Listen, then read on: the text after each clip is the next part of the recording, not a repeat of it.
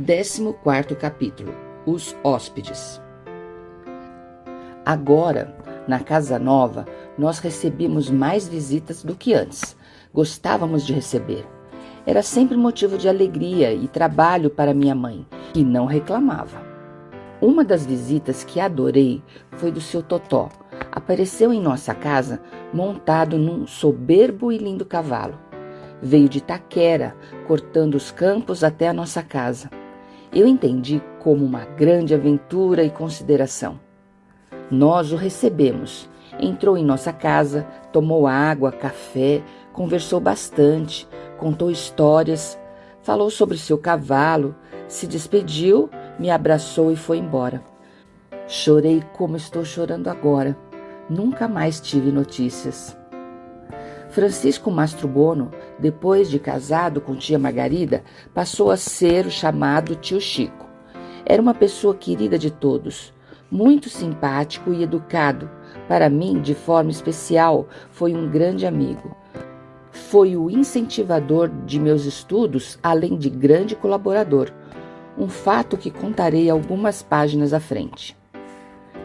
Tio Chico e tia Margarida eram um casal presente em todas as festinhas que acontecessem em nossa casa, principalmente nas festas juninas, quando ele era o festeiro.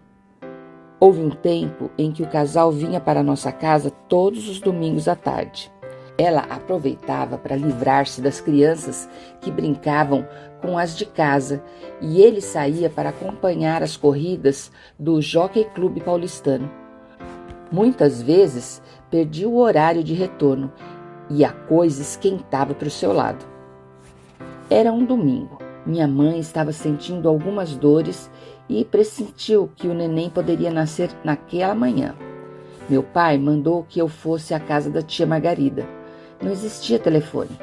Pedir para ela não vir naquele domingo pelo fato das pessoas de casa estarem ocupadas. De fato, o neném nasceu naquele dia, sem qualquer complicação, para a alegria de todos. O problema foi que vó Maria, responsável geral pela ajuda nas atividades assistenciais, não gostou de eu ter avisado a tia Margarida para não vir. Encontrando em sua pequena adega particular uma cerveja morna do jeito que ela gostava, engoliu o líquido em tempo recorde, sem fazer careta. Foi só o álcool chegar na cabeça, a velhinha começou a cantar, chorar, rodopiar e queixar-se da vida. Hoje eu diria, foi hilário, mas maneiro. O 6º filho dos Taveiros, que acabara de nascer, era um menino e recebeu o nome de Geraldo, em justa homenagem ao tio Geraldo. Um homem de verdade, um homem crente, fiel, um verdadeiro filho de Deus.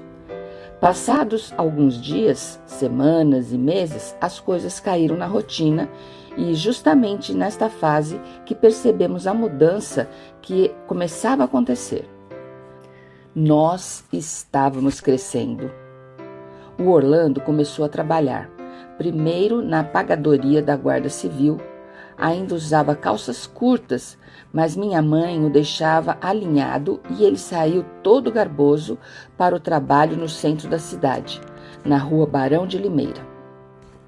Tempos depois, por minha orientação, foi para as oficinas aprender funilaria de automóvel. Tornou-se um excelente profissional. Seu primeiro grande trabalho foi ao meu lado. Um caminhão desgovernado chocou-se com um poste com tamanha violência que toda sua lataria ficou retorcida. Estava encostado na oficina, abandonado como um imprestável. Apresentado por mim, Orlando foi à oficina. Se apresentou como funileiro profissional e foi contratado para fazer a reforma do caminhão. Fiquei assustado e falei ao chefe: "Ele ainda é um menino." A resposta foi: "É assim que se forma um bom profissional." E foi assim que o menino, de martelada em martelada, refez aquelas peças amassadas e montou novamente o caminhão, que ficou novo. Minha mãe ensinou aos filhos que o dinheiro ganho por eles no seu trabalho pertencia à família, Nossos pagamentos eram entregues totalmente a ela, que administrava com mão de ferro todas as finanças da casa. O bom resultado foi sendo sentido. Começamos a melhorar financeiramente. A casa passou por reforma, foram construídos mais 2 quartos, uma cozinha e uma varanda grande, que meu pai colocou uma mesa de ping-pong, onde jogávamos e trazíamos os amigos para jogar. Minha mãe cuidava de nossa roupa com muito zelo e carinho.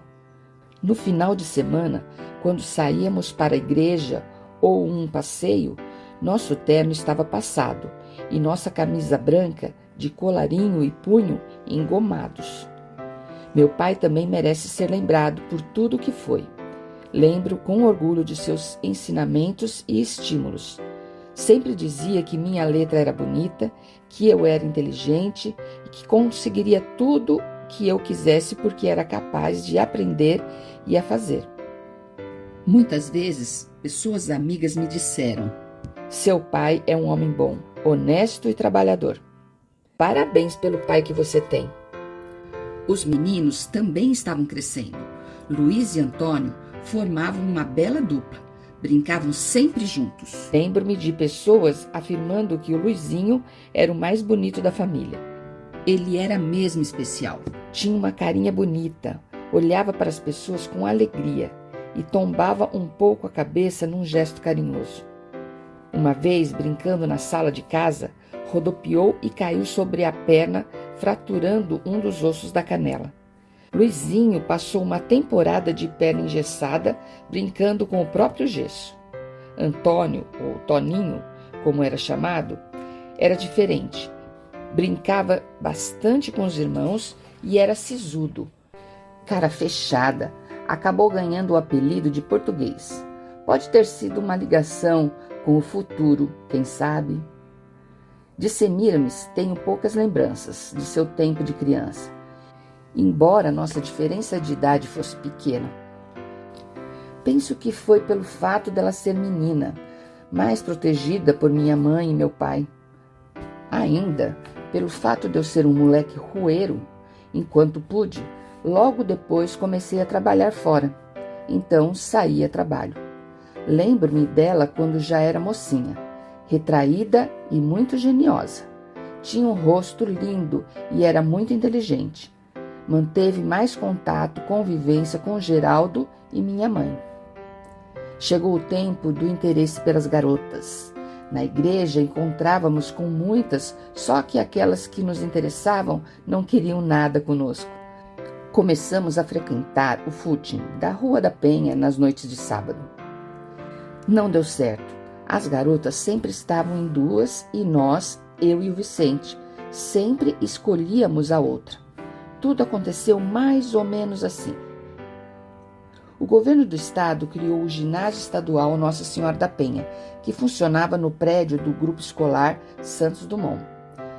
As aulas eram noturnas, pois durante o dia funcionava o grupo escolar.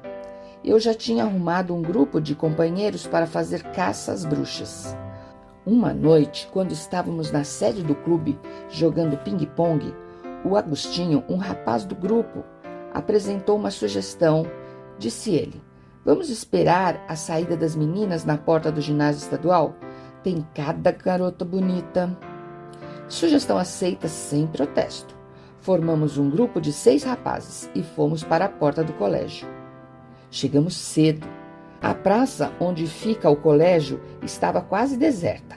Apenas os bondes faziam o balão de retorno. Os portões do colégio estavam abertos e podíamos ver iluminado o salão onde funcionava a diretoria. Coisa provisória. O mesmo Agostinho fez nova sugestão. Vamos estudar nesse colégio? O curso é de graça. A sugestão foi aceita e fomos até a diretoria. A própria diretora foi quem nos atendeu, Dona Corina Faleiros.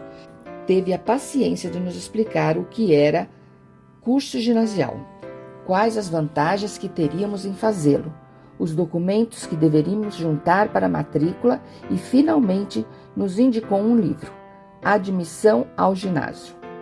que continha todas as matérias da prova que, se aprovados, poderíamos fazer matrícula no primeiro ano do curso.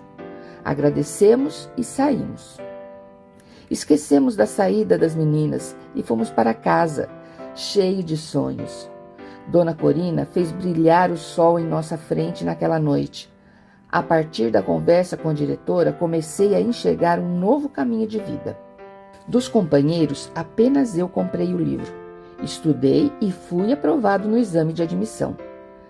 A concorrência era grande. Fiz matrícula e iniciei meu curso, que levou 4 anos.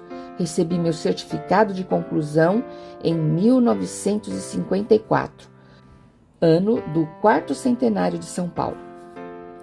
Trabalhava durante o dia e estudava durante a noite.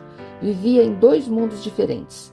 Durante o dia, com os mecânicos que não se importavam com a linguagem, andavam com as mãos e os macacões sujos. À noite, na escola, com os colegas, moças e rapazes, limpos e alinhados, que vinham de outra formação cultural. Foi muito bom eu ter percebido essa diferença. Senti que valia a pena estudar e fui em frente, me segurando nos primeiros lugares da turma. Completei 18 anos e me sentia como um oficial mecânico. Queria um salário mais alto. Por esse motivo, deixei a oficina onde aprendi a trabalhar e fui trabalhar agora como mecânico em outra agência Chevrolet. Meu tio Chico morava por perto. Como nosso horário de almoço combinava, passei a almoçar na casa dele. Na volta do almoço, fazíamos o percurso juntos. Nosso assunto eram os meus estudos. Quando a professora de português mandou fazer um trabalho em casa, para a nota, com o tema livre, pedi ajuda a ele, que prontamente respondeu: "Vamos escrever sobre música." Dias depois, trouxe o trabalho pronto, apenas copiei, assinei e entreguei à professora. Ganhei nota 100, com 1000 elogios pelo brilhante trabalho feito pelo tio Chico. Em outra oportunidade, conversamos sobre palestras que ele havia assistido no tempo de seminário, quando ele me contou o seguinte: "Sempre gostei de discursos bem feitos, claros, com expressões corretas e sem muitos enfeites.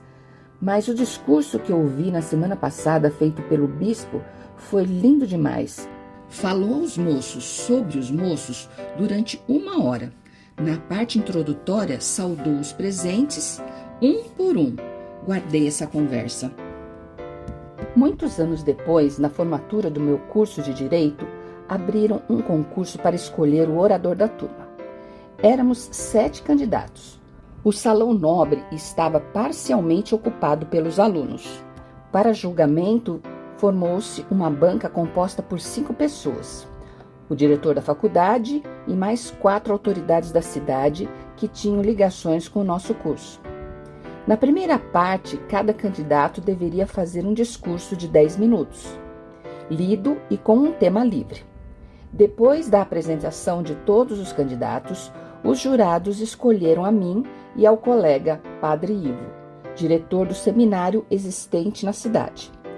Para a segunda parte, os 2 candidatos deveriam fazer um discurso de 10 minutos, de improviso, com o tema fornecido na hora.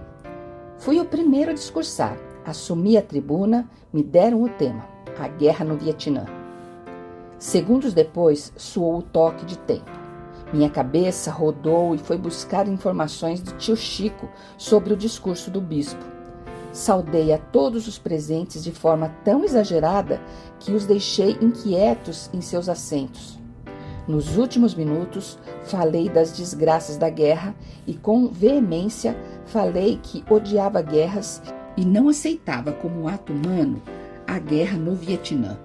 Para concluir, Padre Ivo falou sobre a invasão da Tchecoslováquia. Reconhecidamente, foi o primeiro orador e eu o segundo. Dividimos as oportunidades de falar. Éramos bons amigos. Nossa casa se tornou ponto de encontro da rapaziada da igreja. Tanto moços quanto moças arrumavam oportunidade para fazer reuniões em nossa casa. Foi um tempo muito bom e alegre. Meu pai, como eu, sempre arrumava uma pessoa para ajudar. Foi assim que um dia apareceu em casa com seu Charles.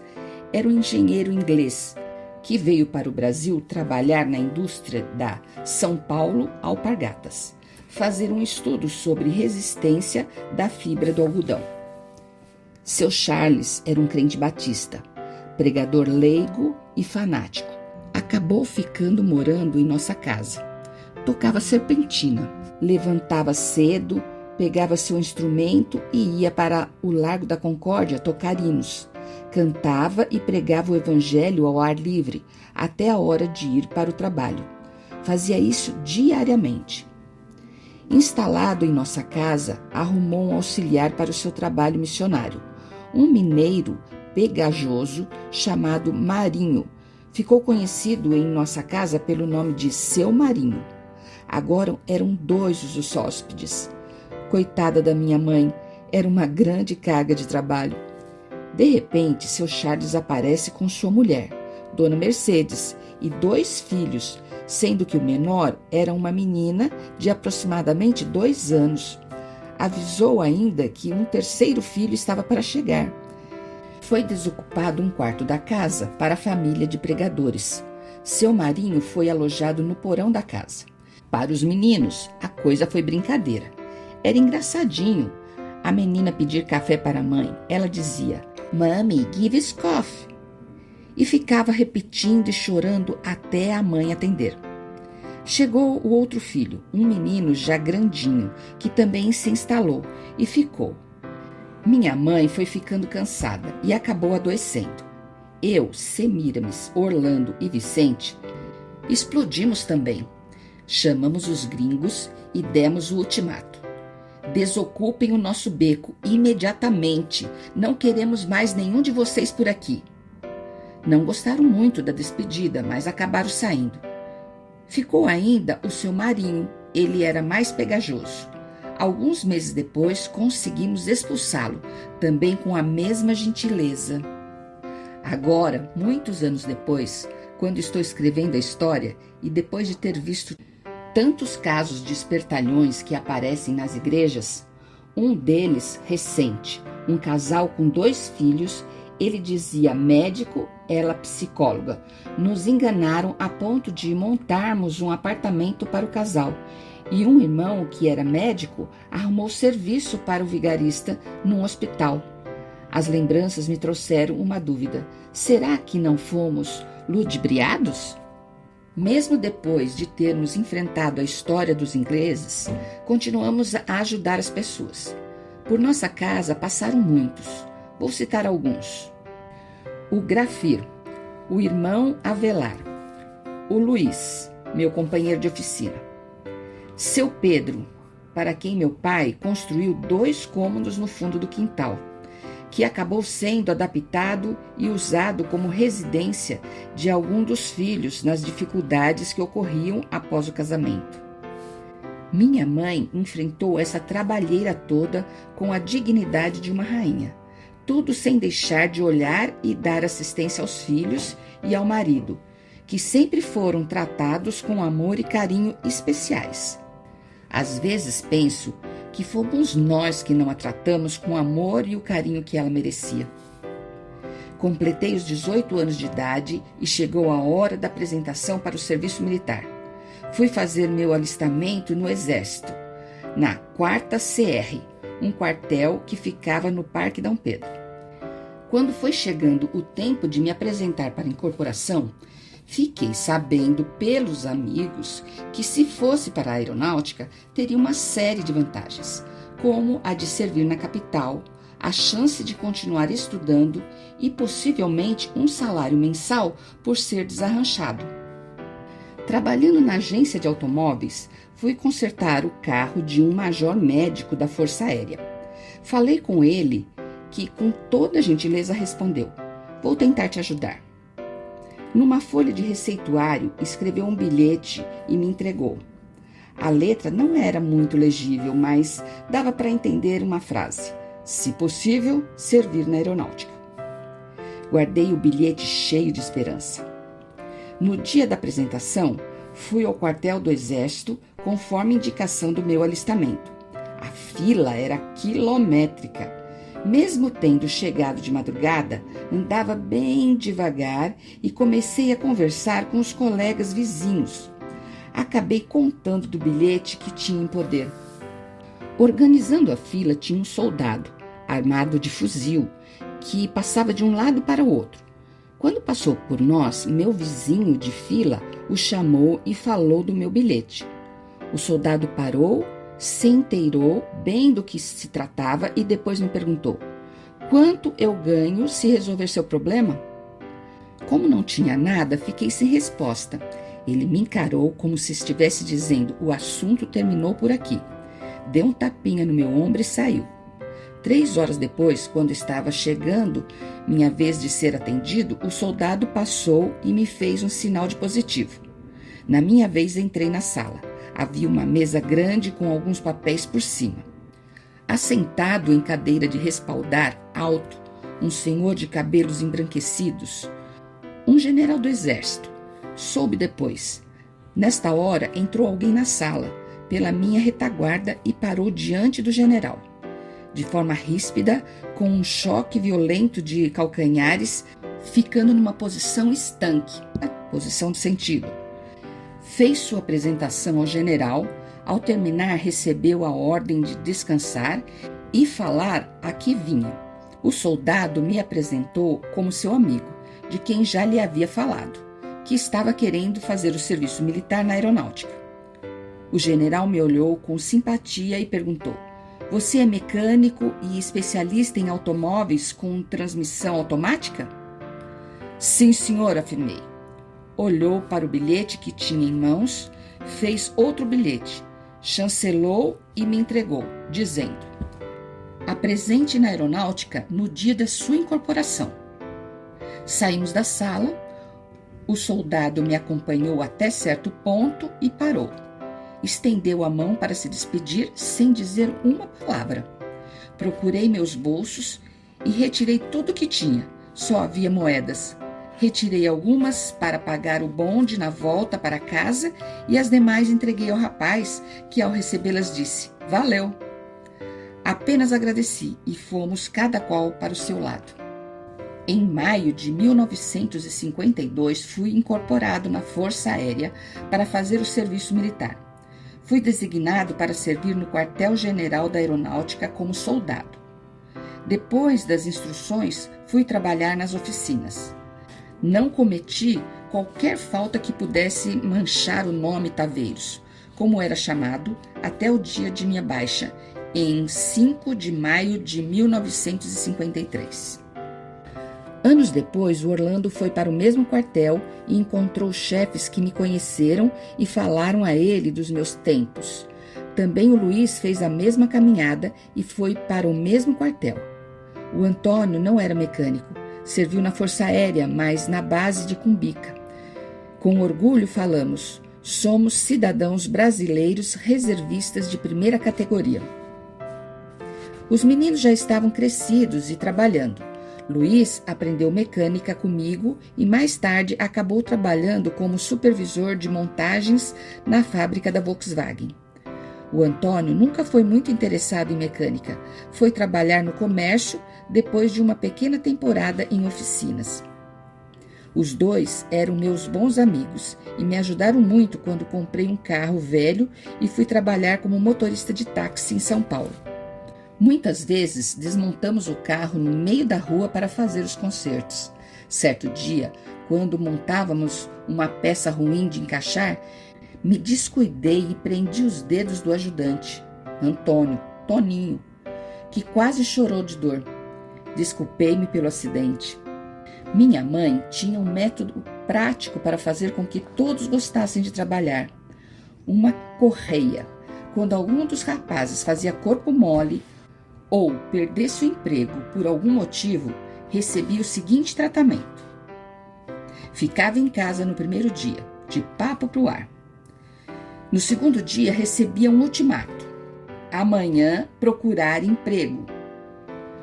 No terceiro dia, bem cedo, recebia o café da manhã gostoso e reforçado. Recebia também o dinheiro para tomar a condução e, finalmente, a ordem. O senhor vai levantar, se preparar e sair para procurar emprego. Ande e procure até encontrar. Não me volte aqui sem encontrar. A correia está ali. Sinceramente, não tenho lembranças do método ter falhado alguma vez. Vicente foi trabalhar como um cobrador de bondes. Um serviço curioso, pela forma que era feito. Os bondes, veículos usados para o transporte urbano, andavam superlotados com pessoas penduradas pelos lados de fora. O cobrador, mesmo com os carros em movimento bem pendurados, como os macacos nas árvores, fazia a cobrança de passageiro a passageiro, para depois, com grande esforço, alcançar a correia do relógio registrador e acioná-la quantas vezes fosse preciso, registrando a quantidade das passagens por ele recebida. Método absolutamente impossível de ser exato. Desta forma, como havia uma grande circulação de moedas para carregá-las, os cobradores usavam uma bolsa de couro dependurada a tiracolo.